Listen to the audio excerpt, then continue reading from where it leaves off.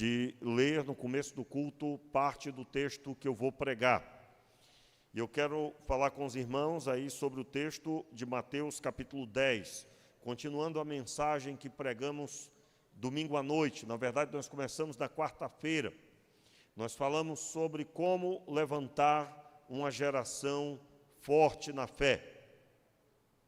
E já na quarta-feira nós abordamos, enquanto você abre, eu vou recapitular, nós abordamos o texto de 1 Timóteo, quando Paulo está falando ali a respeito da fé de Timóteo, e que essa fé era uma fé que nasceu primeiro em sua avó Lóide, e que também havia na sua mãe Eunice. Nós fizemos um relato da trajetória de Timóteo, nós observamos o que aconteceu e como ele caminhou com Paulo e se tornou um pastor de ovelhas. Ele pastoreou as duas, talvez as mais difíceis igrejas, a igreja de Éfeso e a igreja de Corinto. A igreja de Éfeso, talvez, porque Éfeso era a cidade que tinha a idolatria da deusa Diana, que era, no próprio texto de Atos dos Apóstolos, irmãos, veem a influência dessa idolatria. Era o maior templo existente na época, em toda a Ásia, era o maior templo, ganhava até mesmo do templo do Senhor, o templo que Herodes havia construído para os judeus, em tamanho, né? E era uma idolatria muito forte, ao ponto que o próprio Paulo encontrou muita dificuldade de pregar a palavra. Timóteo foi pastor em Éfeso. Ele foi pastor também em Corinto. Corinto, nós falamos um pouco sobre as características de Corinto. Era um lugar que tinha pessoas de todo o mundo. E também era provavelmente a igreja mais problemática de todas as igrejas. Paulo foi influência em pelo menos 14 igrejas. Ele influenciou, não só começou, mas não as 14, mas parte delas, mas foi influência nas igrejas, e é claro, até hoje, através de suas cartas que nós temos nas mãos. Falamos também sobre a formação de Paulo e a fortaleza que havia nele, também abordamos isso. E sobre o fato de uma pessoa firme andar com outra pessoa e gerar ali fortalecimento. Já no domingo, nós abordamos o trecho de Lucas, no começo de Atos dos Apóstolos, quando Lucas relata que Jesus apareceu aos discípulos por espaço de 40 dias. Falamos sobre o que isso significava e que nós, para sermos fortes na fé, nós não podemos negar, não podemos ignorar os processos de Deus. Quais são eles? Você terá que caminhar e ter a sua experiência com Deus, aonde a sua convicção de fé é plena, é completa. Não existe crente forte, firme, que não tem convicção de fé. Sem convicção de fé, você não deve continuar. Vou fazer o que então, pastor? Vou desistir? Não, você vai se trancar no seu quarto, vai se debruçar sobre a Bíblia e você vai buscar a presença de Deus até você ser cheio do Espírito Santo e ter a sua experiência que vai arrebatar você da condição de pessoa oscilante na fé, duplo na fé, uma hora crê, outra hora não crê, outra hora quer, uma hora quer, outra hora não quer, uma hora pensa em fazer algo, outra hora desiste. Isso não é possível, meus irmãos. Talvez você já disse a frase, contemplando alguém fraco na fé: se o evangelho dependesse dessa pessoa, nós estaríamos perdidos. Eu acredito que você já pensou isso, contemplando alguém. Como assim? Irmãos, se nós observarmos o que os discípulos passaram para pregar o evangelho, se isso acontecer hoje na vida de muitos crentes, a pessoa desiste só se for ameaçado, né? Só se for ameaçado. Você vai encontrar, por exemplo, sobre os apóstolos, nenhum deles deixou de morrer de forma horrenda. Aliás, com exceção de um, que foi o apóstolo João, morreu de velhice. Mas você vai encontrar na caminhada dele que ele foi jogado vivo num caldeirão de óleo fervente. Aliás, foi um milagre do Senhor, conta a história sobre ele, na história dos mártires, que ele foi lançado, executado, mas não morreu, foi retirado, acredito eu, que é algo semelhante, só não está na Bíblia, semelhante ao que aconteceu com Sadraque, Mesaque e Abednego. Por quê? Porque como pode alguém ser lançado e não morrer? Meu irmão, se Deus pôs a mão, vai ser lançado mesmo e não vai morrer. Não vai morrer. Por quê? Nós sabemos que Deus tinha um propósito com o apóstolo João. Leia o texto de Apocalipse, você deve ver isso claramente. Aliás, o que ele passou lá na ilha de Pátimos, como ele era instigado, conta na história dos mártires, você vai encontrar que ele tinha um guarda romano, que a missão era piorar a vida do apóstolo João. Se os demais comessem 2 vezes, ele só poderia comer uma. Se todos carregariam bastante peso, ele iria carregar mais peso do que os outros. E mesmo com tudo isso, ele foi abençoado com a revelação do texto de Apocalipse, que está nas nossas mãos hoje. Então eu quero aqui deixar claro para você, não existe estrutura de fé sem preparação da parte do Senhor. Não existe. E aí nós abordamos falando sobre esse assunto a respeito do que Jesus gerou na vida dos apóstolos, na vida dos discípulos, a partir do texto de Atos, capítulo 1, os primeiros versículos. Eu quero agora reler com você Mateus capítulo 10, que fala sobre o comissionamento dos apóstolos, dos discípulos. Vou chamar de discípulos, vai ser bem melhor assim. Vamos lá. O texto, inclusive, cita isso no texto de Mateus, capítulo 10, a partir do verso 1. Chamando os seus 12 discípulos, deu-lhes autoridade sobre os espíritos imundos, para os expulsarem, para curarem todo tipo de doenças e enfermidades. Note aí, para expulsar demônios, né? Para curar todo tipo de doenças e enfermidades. Ora, são esses os nomes dos 12 apóstolos. O primeiro, Simão, chamado Pedro, André, seu irmão, Tiago, filho de Zebedeu, e João, seu irmão. Felipe e Bartolomeu, Tomé e Mateus, o cobrador de impostos. Tiago, filho de Alfeu, e Tadeu. Simão, o zelote, e Judas Iscariotes, que o traiu. E aí Jesus, após comissionar, ele começa a relatar as observações, a fazer as observações que eles deveriam ter em suas vidas. Em primeiro lugar, meus irmãos, nós entendemos pela Escritura Sagrada que a Escritura está repetindo um padrão. Deus está repetindo um padrão. Qual é o padrão? De olhar nos olhos de uma pessoa e comissionar essa pessoa. E oficialmente essa pessoa caminha agora com o Senhor. E eu quero convidar você a ficar de pé mais uma vez, nós vamos orar. Eu quero orar mais uma vez e agora especificamente pela pregação. Pai, tenha misericórdia de nós, nos abençoe e nos dê, Senhor, discernimento a respeito da Tua vontade. Eu oro por cada família aqui representada e todos aqueles que estarão recebendo essa palavra, Senhor, também através da internet. Seja assim, meu Deus, no nome de Jesus. Amém e amém. Poder sentar. Então, existe um padrão aqui, que é o padrão do comissionamento, do alistamento.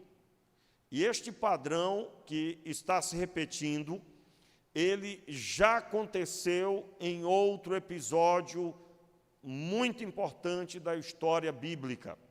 Qual é esse padrão?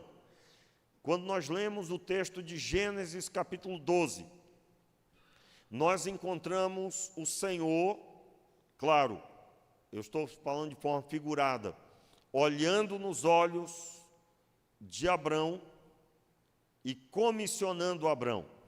Ali o nome dele ainda era Abrão. Deixe marcadinho aí o texto de Mateus capítulo 10 e abra em Gênesis 12. Em respeito aos mais novos, eu sei que você sabe já esse texto já de cabeça, mas eu gostaria que nós observássemos no texto bíblico. Diz assim a palavra: Ora, o Senhor disse a Abrão: sai da tua terra, da tua parentela e da casa do teu pai, para uma terra que eu te mostrarei. Farei de ti uma grande nação, e te abençoarei, e te engrandecerei o nome, e tu serás uma bênção. Abençoarei os que te abençoarem, e amaldiçoarei os que te amaldiçoarem. Em ti serão benditas todas as famílias da terra. O verso 4 declara o quê? Partiu, pois, Abrão, como o Senhor lhe tinha dito. Observe, qual era a condição para ele partir? Era, claro, partiu ouvindo o chamado de Deus. Nesse chamado, ele tinha que sair da terra, sair da parentela e sair da casa do pai.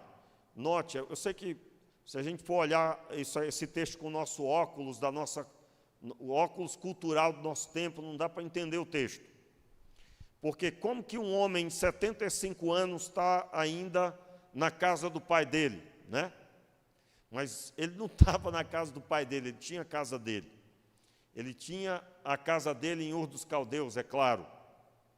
Mas o Senhor estava falando sobre ele largar a herança do pai, estava falando para ele sair do meio dos negócios do pai, portanto, a casa do pai. As famílias se organizavam assim: o pai cuidava de ovelhas, as ovelhas prosperavam, o rebanho crescia, os filhos que ele ia tendo, esses filhos iam trabalhar com essas ovelhas. Eles crescem, se casam, têm o seu ambiente familiar, ou seja, numa tenda ou numa casa, numa cidade, mas eles continuam ligados ao pai de família. Quando o pai de família morre, os filhos não se dispersam, eles continuam nos negócios que o pai começou. E quem lidera agora? O primogênito. O primogênito lidera os seus irmãos. E assim sucessivamente vão prosperando e prosperando. Inclusive, tem um princípio que não devemos nos desfazer dele até hoje. Não existe prosperidade sem perseverança e organização. E era o que as famílias faziam. Perseveravam por gerações em um negócio. E esse é um princípio usado pelos judeus até hoje. Até hoje. Seja nos negócios atuais, que atualmente não é mais ovelhas, né, na sua essência. Você vai em Israel, você pode ver isso aí, você pode ver pela internet, tudo isso que eu estou falando. Israel exporta flores, plantando flores no deserto. Eles são os melhores na área de dessalinização de água. Eles pegam a água salgada e transformam em água potável, e a tecnologia de gotejamento em terras que eram desertos, a melhor tecnologia até hoje, não tem ainda uma melhor, é a que eles descobriram, patentearam, e assim eles têm frutas maravilhosas, plantações maravilhosas em desertos, lugares desertos, nas suas terras atualmente. Muito bem. E isso continua, esse princípio de perseverar e continuar, continua até hoje. E as famílias não se desfazem, não se desvencilham dos negócios.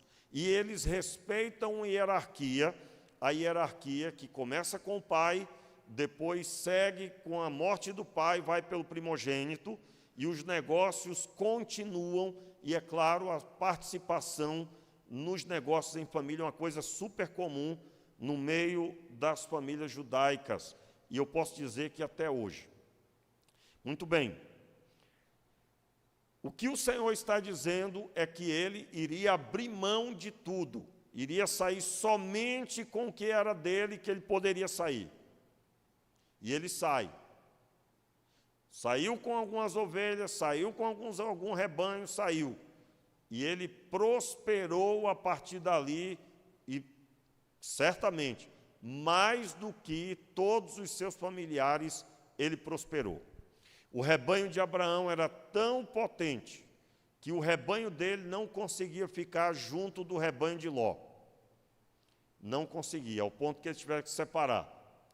E Ló só prosperou assim, tenha plena convicção, porque ele estava com Abraão. Pode ver que depois que ele vai para Sodoma, ele já definha, aliás, perde tudo, porque ele acreditou num lugar que não era para ficar. Muito bem, e aqui tem até uma coisa interessante, porque quem foi comissionado foi Abraão, não foi Ló. Quem foi chamado e oficialmente ouviu o chamado foi Abraão. Se outro não foi, ainda que estava perto, mas não foi, ele não terá o mesmo compromisso. Não terá o mesmo compromisso. É o fato que nós vemos ao ler o texto. Então, a primeira ordem que o Senhor lança sobre ele é: abra mão de tudo. Saia daí.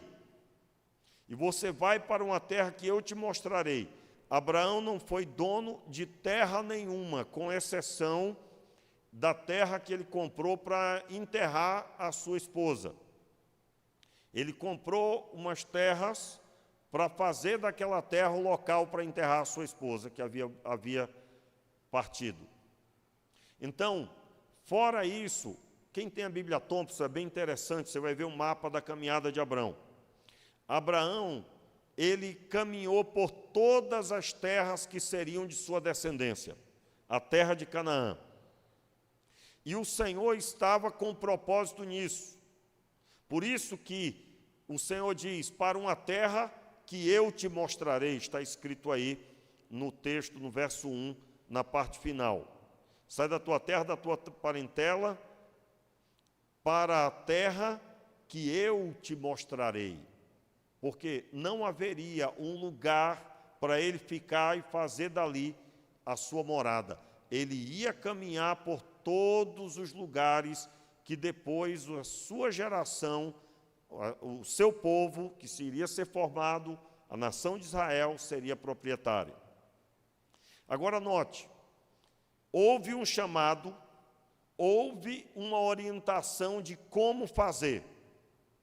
Tinha que sair da terra, tinha que sair da parentela, tinha que ir para um lugar que não tinha um nome.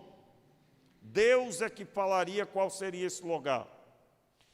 Pastor, é claro, mas qual o problema? Meu irmão, se eu disser agora aqui, vamos sair daqui, qual é a pergunta que vem em seguida?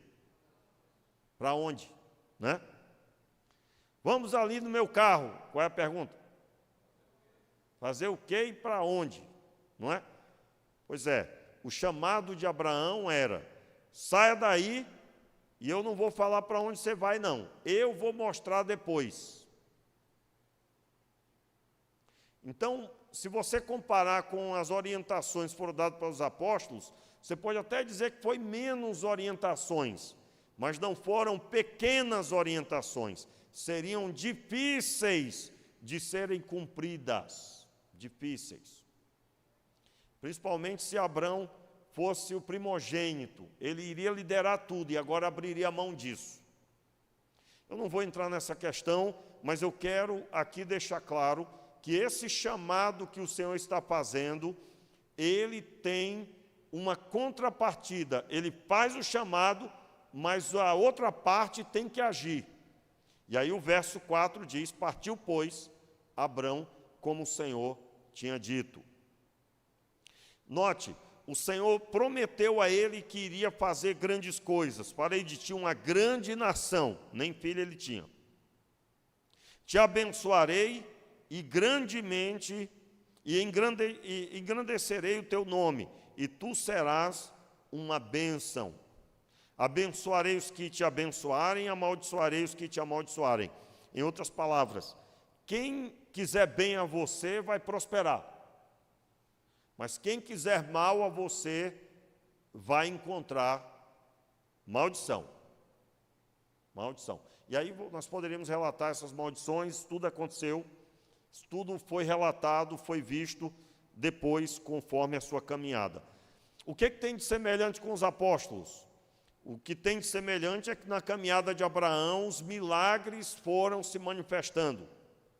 Ele venceu guerras de forma milagrosa, não tinha como vencer a guerra que ele se metia, a batalha que ele lutou, não tinha como vencer, ele venceu.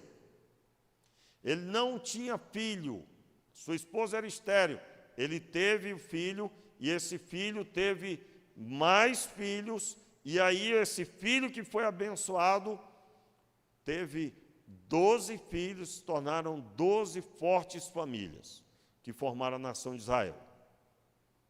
Então, há uma bênção que percorreu essa geração. Veja bem, a geração de Abraão foi uma geração forte, que foi lembrada por centenas e milhares de anos.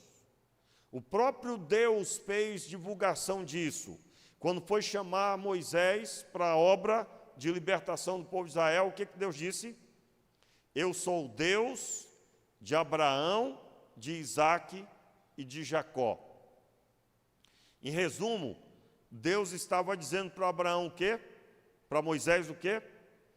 Eu sou o Deus que abençoou, que fez tudo aquilo na vida de Abraão, que mudou o nome dele, que deu filho quando ele não tinha como, que abençoou o filho dele, e aí Isaac consolou Isaac, prosperou Isaac, e Isaac teve Jacó, e Jacó foi convertido por Deus e gerou 12 filhos que geraram a grande nação de Israel.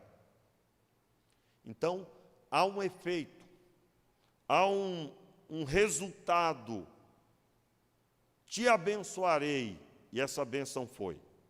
Mas ele teve que dizer sim, ele teve que soltar toda a sua parentela, ele teve que largar suas terras, ele teve que abrir mão. E aí alguém pergunta, pastor, mas por que teve que ser tão radical assim?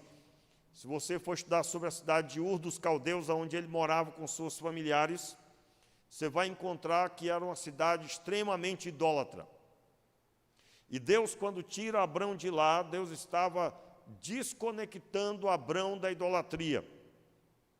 E ele ia gerar em Abrão uma experiência. Se você quer ver sobre isso, você vai ver em Gênesis capítulo 17. Deus dizendo, ocultarei eu a Abraão o que faço, sendo que Abraão será uma grande e poderosa nação. Em outras palavras, o texto vai declarar, eu vou revelar a ele o que eu vou fazer, eu vou revelar a ele o que eu penso, porque ele vai ter que ensinar aos filhos dele e os filhos dos seus filhos. Está escrito no texto dessa forma.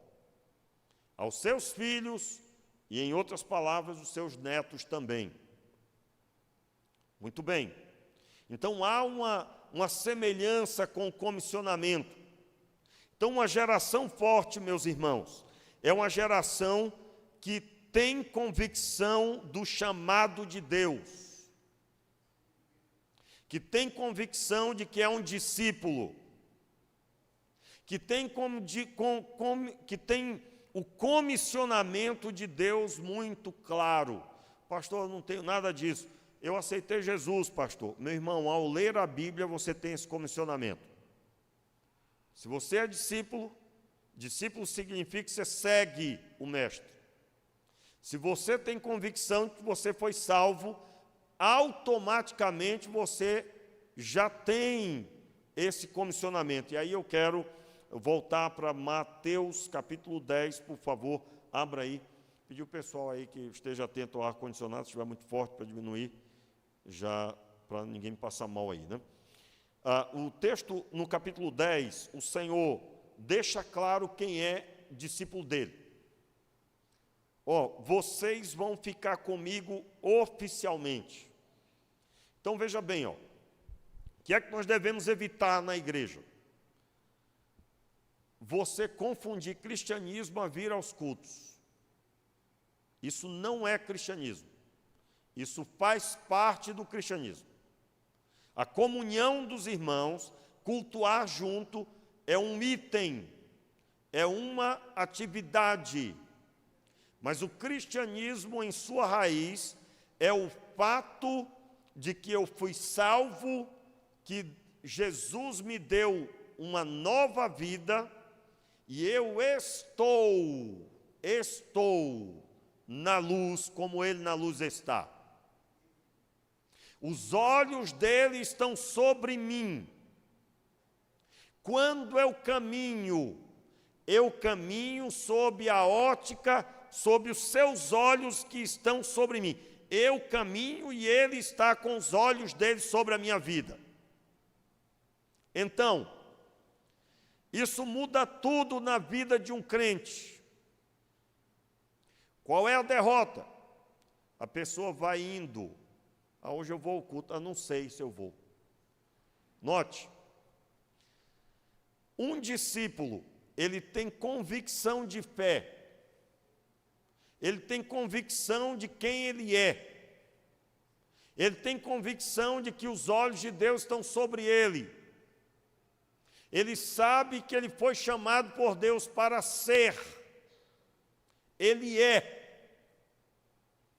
filho de Deus, discípulo de Jesus. Jesus é o seu Senhor e Salvador.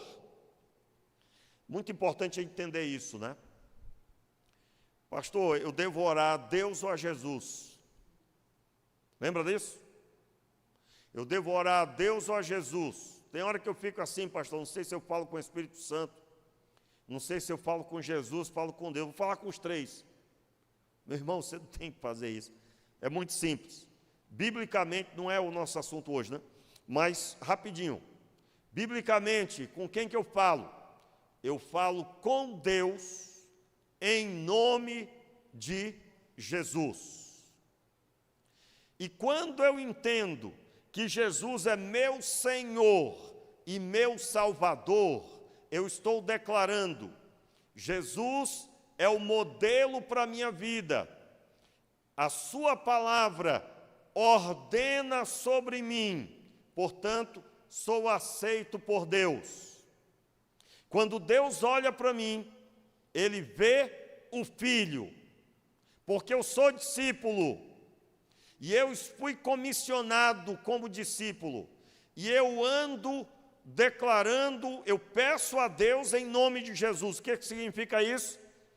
Eu recebo a resposta da minha oração por mérito de Cristo. Não é? Você já deve ter visto um crente, o cabra vai lá e ele ora, né? Principalmente expulsando demônio.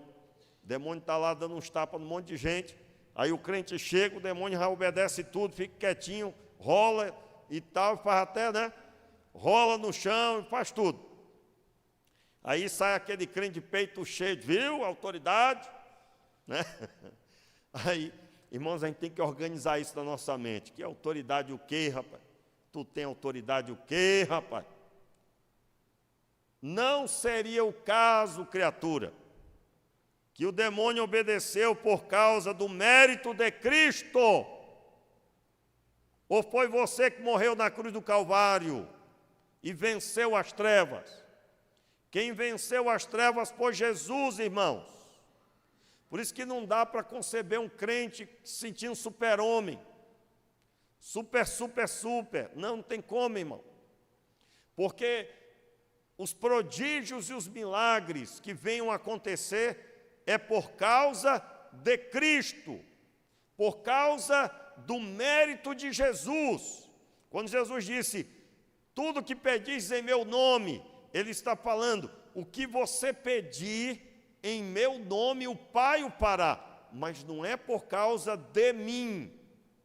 é por causa de Jesus. Jesus venceu. A partir do momento que eu sou discípulo dele, eu estou debaixo da sua autoridade.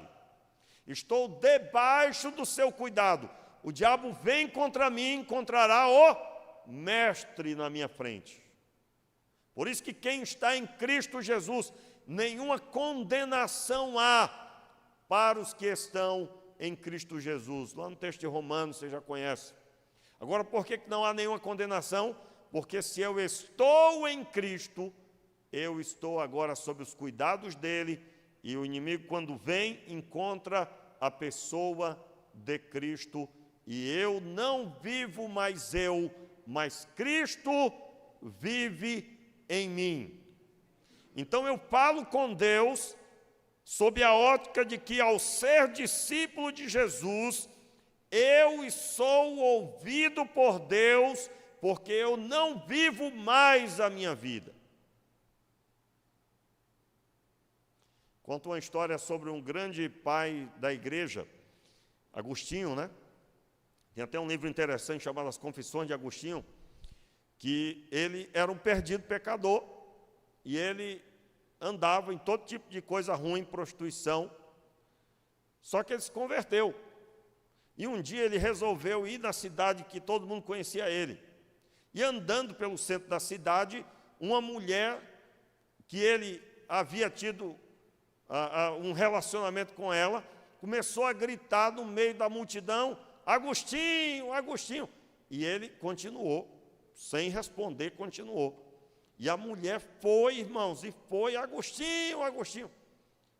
E aí conta a história que ele virou e disse: eu não sou mais Agostinho.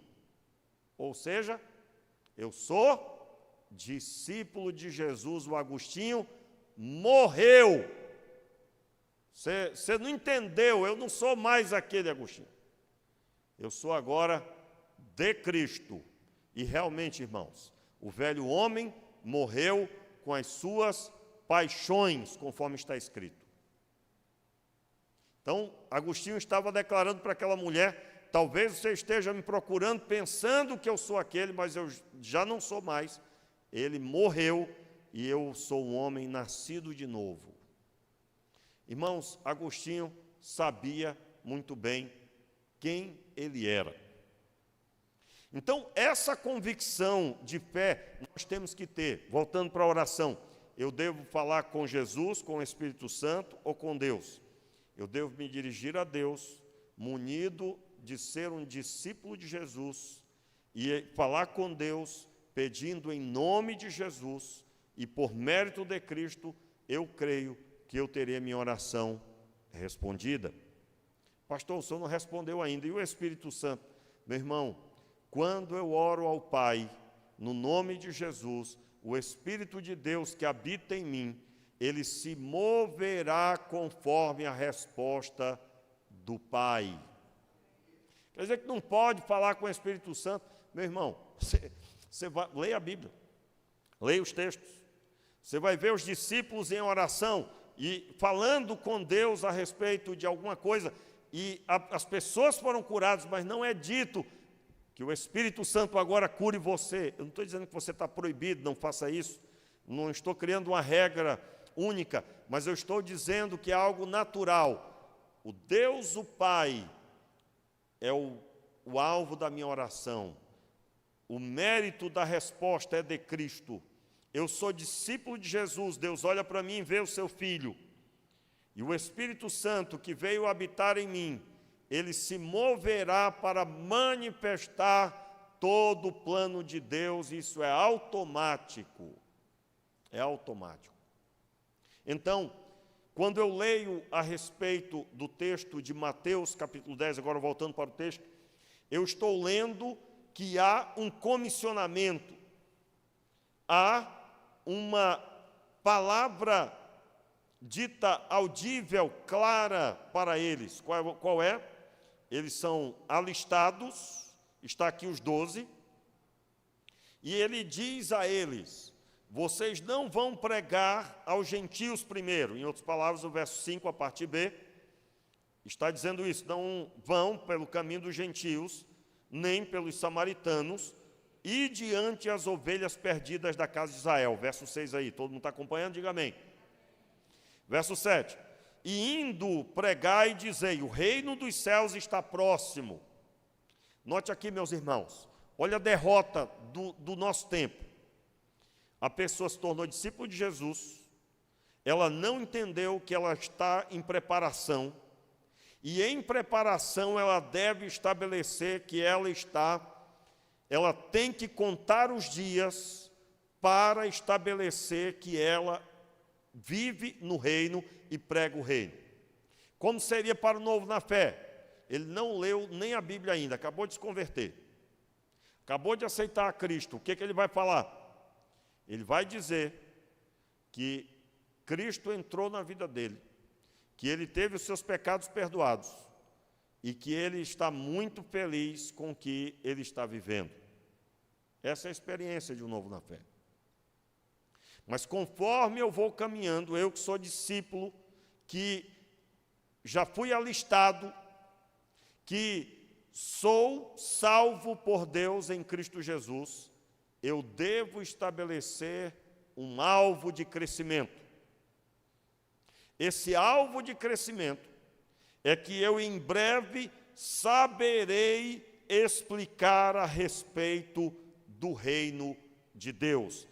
Veja bem, os discípulos já tinham caminhado com Jesus um pouco. Isso aqui aconteceu ainda no primeiro ano de ministério. Mas eles estavam de manhã, de tarde, de noite com Jesus.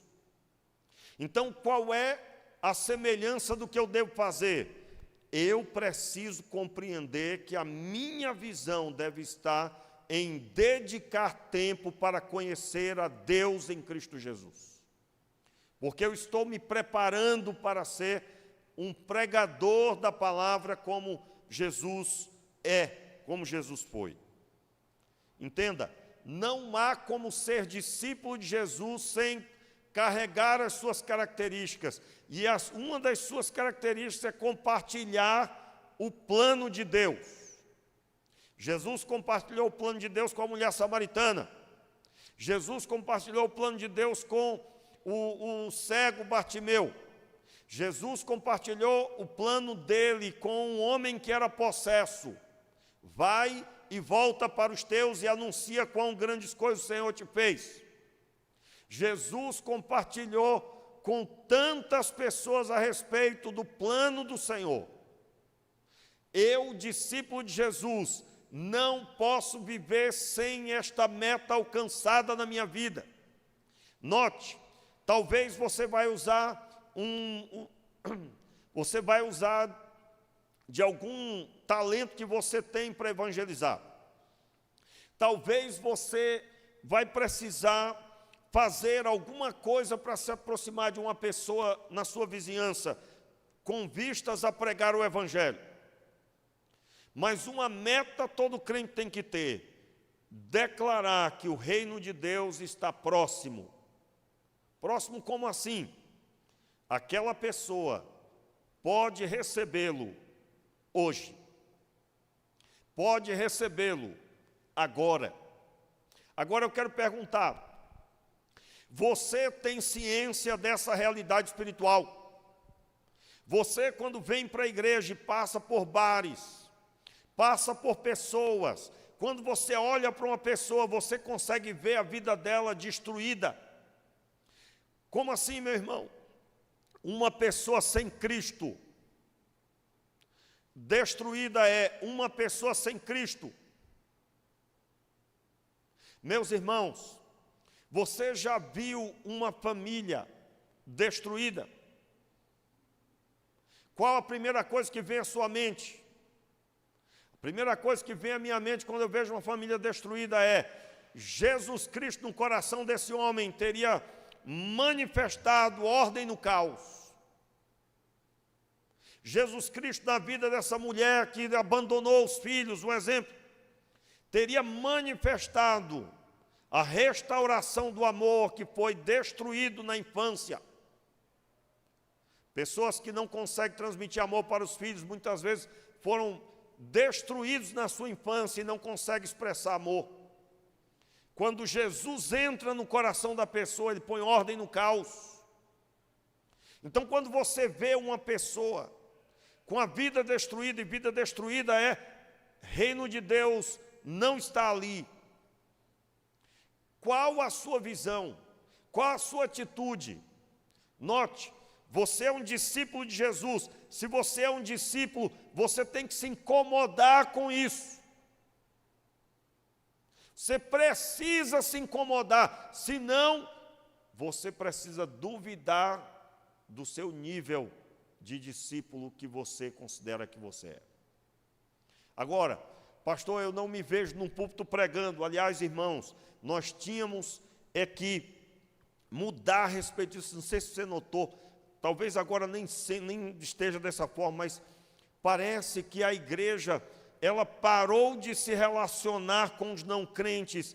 E em muitos lugares, as melhores igrejas são as que têm os melhores programas para os crentes. Quem aqui já notou isso? Quem já notou? Só eu, né? Só eu? Só eu, irmãos? Como assim? Trabalho com criança? Tem. Trabalho para adolescentes? Tem. Trabalho? Tem. E você procura ver a motivação das pessoas para se aproximar do não crente, do drogado, da pessoa que se prostitui, da pessoa que em breve será mãe solteira. E se eu perguntar aqui, meu irmão, para você, você já viu aquela mocinha que não sabe que em breve a sua vida, a vida dela estará destruída? Ela pensa que está arrasando andando na rua, mas em breve estará grávida e sozinha. Quem aqui já notou isso? Quem já viu isso? Irmãos, sozinha, desistindo de estudar, porque agora vai ter que lidar com a gravidez, que seria talvez 10 anos depois. Mas tem umas coisas que eu não posso falar aqui, né, rapaz? Mas irmãos, hoje eu fui num comércio comprar algumas coisas. Aí eu estava na fila esperando a vez, não vou dizer nada, nenhuma característica, deixa para lá. Aí eu dei um passo atrás e quase pisei numa moça, estava 2 moças atrás, e essas jovens, elas estavam ali, e lá dentro do comércio tinha 3 rapazes. Rapaz, esses rapazes ficaram olhando, e aí eu sou homem, né? Eu notei que eles estavam lá de dentro do comércio. Nessa hora, irmãos, eu não posso dar mais características do comércio, né? Deixa para lá. Não tem nada a ver com comércio. Mas eles estavam lá de dentro do comércio com um olhar para aquelas 2 moças que estavam atrás de mim. Não era para mim, né? Não era para mim, tenho certeza. Aí eu fiquei pensando, irmãos, a cena de destruição da vida daqueles homens que estavam como quem vai comprar carne no açougue, olhando a melhor carne. E aí depois você olha para as 2 garotas, a cena. Aliás, não sei se você notou, você já notou que no frio extremo tem pessoas com pouca roupa mesmo assim? Quem já notou isso? Quem já notou? No curso Integridade nós abordamos isso. Por que que isso é assim? Eu vou explicar rapidinho para você. Nós temos uma ausência de paternidade fortíssima nessa sociedade. E em grande parte de mulheres que não tiveram presença de pai, dizendo a ela desde pequena assim: você é de grande valor, a sua mãe é uma rainha, mas você é uma princesa. Aqui nessa casa, sua mãe é a rainha e você é uma princesa. O senso de valor é dado pelo pai. E o pai, quando vai declarando o valor da filha desde pequena, ela vai entendendo na figura do pai de como um homem deve tratar uma mulher.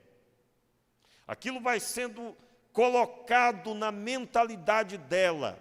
E o senso de valor é ligado agora a palavras que o pai, o tutor, o pai, o gerador, declara sobre ela. Pastor, mas e quando o pai não falava nada? Irmãos, que o Senhor Deus salve essa geração, e cada pai saiba que assim como Deus proferiu sobre a terra, haja luz e houve luz, cada pai profira sobre a sua casa a bênção e o milagre sobre os seus. O efeito disso eu ouvi de um pastor em Manaus. A sua filha estava noiva, ia se casar. E eles saíram para um lanche, logo ela voltou, rapidamente voltou. E ela voltou brava, e o pai perguntou: o que houve? Se eu terminei o noivado, e ele depois vai vir aqui falar com o senhor.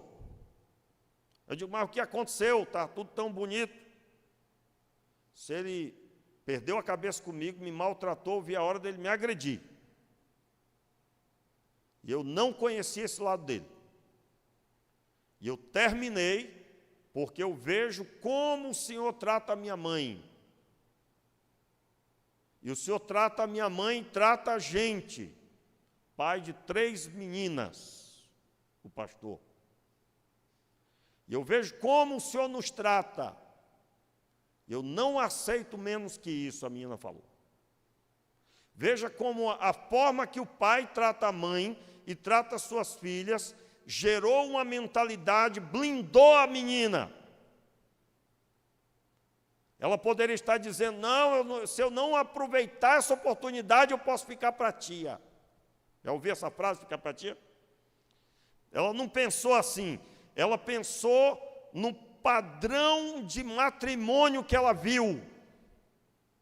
Sobre isso que eu estou falando. E a falta de um pai, a falta de um homem que vai declarar o valor que a filha tem, gera um senso de desprezo para o valor que ela tem. E essa falta de valor vai permear a vida inteira. Ao ponto de mulheres bonitas se humilharem ao ponto de não terem valor algum e namoram com qualquer rapaz sem ver quem ele é e se ela deve se entregar num relacionamento para aquele rapaz. Eu falo sobre um relacionamento simples que seja. Talvez você já viu uma moça que tinha tudo para ter acertado, mas ela escolheu o pior rapaz que ela poderia conhecer, ela decidiu estar com ele. Eu creio que você já viu isso acontecer. A pessoa que não sabe o valor que tem, não se preocupará absolutamente em ver o valor de quem ela vai andar. Por isso, meus irmãos, eu não desisto de trabalhar a restauração do ministério de homens, que é o ministério de homens. Homens que governam sua casa, que protegem sua família, que conduzem um lar e governam com mão forte. E eu não estou falando de absolutamente ser um homem rude, mas ser uma pessoa que cuida da esposa e cuida dos filhos. Porque se não tivermos isso, nós teremos mulheres que, ainda que o frio esteja extremo, parece ser meio esquisito o que eu estou falando, irmãos, mas eu creio que você vai entender. O que é que faz uma mulher abrir mão de um agasalho e andar com pouca roupa num frio extremo? Tudo que ela tem é a sensação de que ela é importante, ainda que na ilusão do que a sociedade está se dando hoje. Uma mulher que não sabe o seu valor, ela não saberá como se portar diante dos homens. Portanto, meus irmãos, se nós não pregarmos o Evangelho e a restauração familiar não acontecer, as famílias que agora têm seus filhos pequenos tendem a prepará-los para uma sociedade problemática. Então, primeiro tem que acontecer na minha vida. E ao acontecer na minha vida, eu preciso que o reino de Deus se manifeste na minha geração. E aí, meus irmãos, o que é que nós encontramos? Encontramos, muitas vezes, um evangelho disfarçado, um egoísmo disfarçado de cristianismo. O que eu chamo de egoísmo disfarçado de cristianismo? Você pergunta qual é a lista de oração da pessoa. Não, eu estou orando para comprar um carro, estou orando para comprar uma casa, estou orando para comprar um terreno, uma casa, alguma coisa, estou orando para comprar uma roupa nova, estou orando porque o meu aniversário está chegando, eu estou orando porque os meus familiares têm um familiar desempregado, eu estou orando, ou seja, só envolve ele. Isso não é cristianismo. Quero deixar claro, meus irmãos, que não devemos estar ansiosos pelo que havemos de comer e beber ou vestir. Mas devemos buscar primeiro o quê? O reino de Deus e a sua justiça. O que é o reino de Deus? Que o reino de Deus se manifeste, que o reino de Deus entre na casa das pessoas. E a sua justiça? Justiça ali significa modo de vida que agrada a Deus. E o modo de vida que agrada a Deus, irmãos, deve ser o que impacta o nosso coração. O que faz o impacto no nosso coração deve ser o reino de Deus espalhado. Então, o que eu vou fazer? Se eu tenho dificuldade de me relacionar, eu vou resolver isso. Se eu tenho dificuldade de conversar com as pessoas, eu vou resolver isso. Como que resolve, pastor? Leia livros a respeito. Busque a Deus para Deus destravar isso aí na sua vida, essa trava, essa dificuldade. Nós precisamos nos relacionar, irmãos.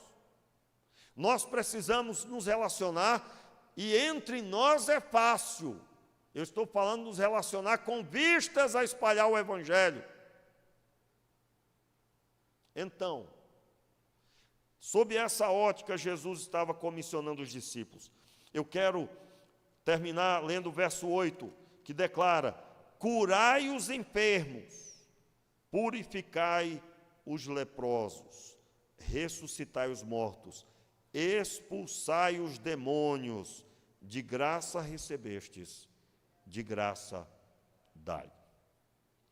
Pastor, e tem que fazer tudo isso? Meus irmãos, às vezes você vai chegar numa casa, o que está faltando é expulsar um demônio. Me lembro aqui no bairro, eu fui chamado para ir orar por uma senhora que estava doente. Estava doente nada, rapaz, a mulher era demoniada. Está endemoniada a mulher. E aí eu cheguei para orar, a mulher deu um pulo. Rapaz, era um demônio mesmo, assustava qualquer um que tivesse convicção.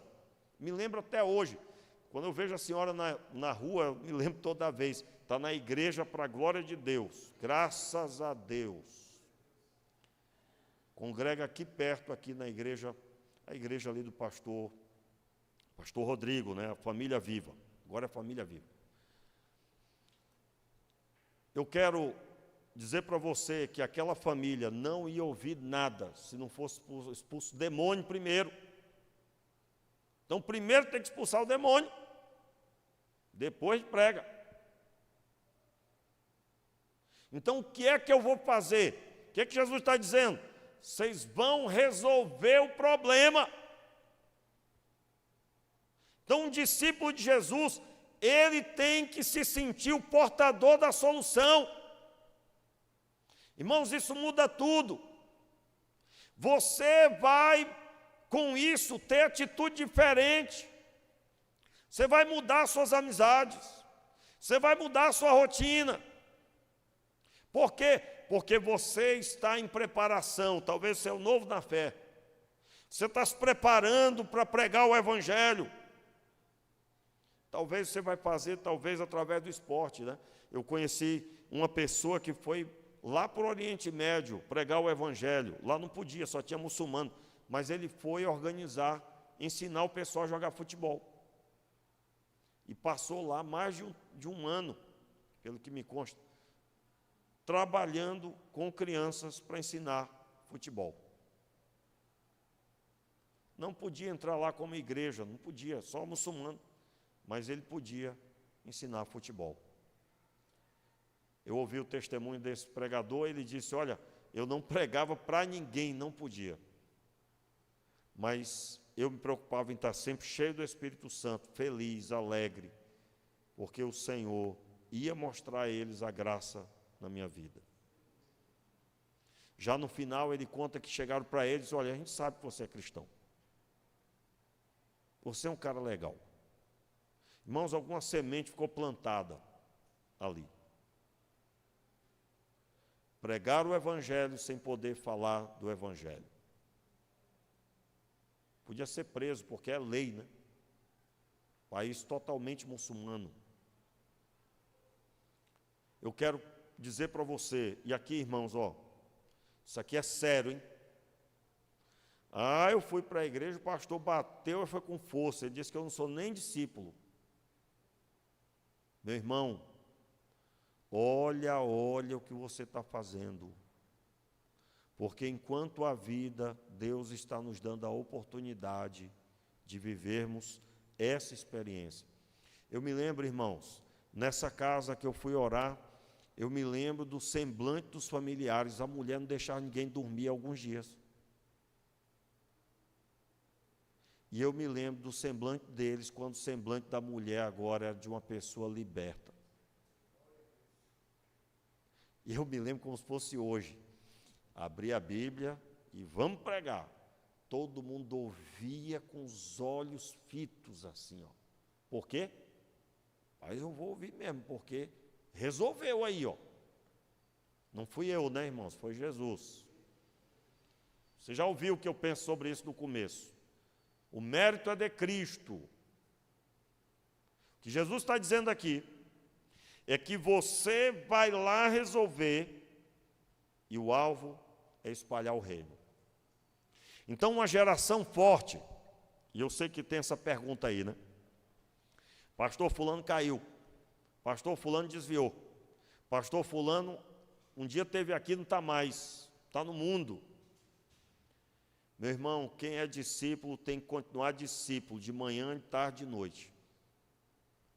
Se você parar de andar como Jesus andou, você também vai arrumar para você. E, portanto, peça a misericórdia de Deus sobre a sua vida. Não brinque de ser crente. Tenha a sua vida diante do altar de Deus e, genuinamente, ore ao Senhor para que isso seja verdade. Como assim? Pastor, já não é verdade na minha vida faz tempo. Como assim? Eu oro, mas é porque tem que orar. Eu leio, mas é porque tem que ler. Meu irmão, peça para Deus reacender a chama no seu coração. E seja aquela pessoa que tem saudade se você não tem lido, não tem orado. De forma que você, quando for falar de Jesus, você vai falar com brilho nos olhos. Porque Deus está com você e você está nas mãos de Deus. Fique de pé no seu lugar, levante as suas mãos, abra o seu coração aí, vamos orar. Meu Pai, na autoridade do Teu nome, nós clamamos pedindo que o Senhor realize essa obra na nossa vida. Nós queremos espalhar o reino de Deus, a pregação do Evangelho. Nós queremos, Pai, expandir o reino de Deus através das nossas vidas. Não queremos viver um Evangelho falsificado, aonde tudo é só para nós e para gerar bens materiais. Não, não, não. Nós queremos dar ênfase em buscar primeiro o reino de Deus e a sua justiça. Queremos te pedir, meu Pai, enche o nosso coração de anseio de ver as pessoas convertidas a Jesus. Sim, Pai, enche o nosso coração e essas mãos que estão erguidas. Toma, Senhor, adestra estas mãos, meu Pai, e que seja o nome do Senhor glorificado através dos teus filhos. Eu te peço, Pai, que o Senhor manifeste a unção, a autoridade para orar pelos enfermos, para, no poder do Espírito, pregar a palavra no nome de Jesus. Meu Deus, realize essa obra, meu Pai.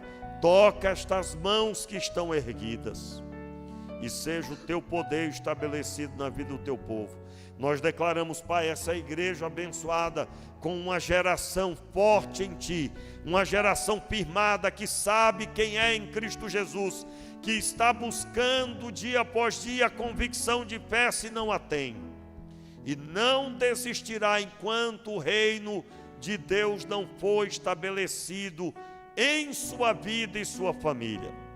Oramos assim, meu Deus, no nome de Jesus.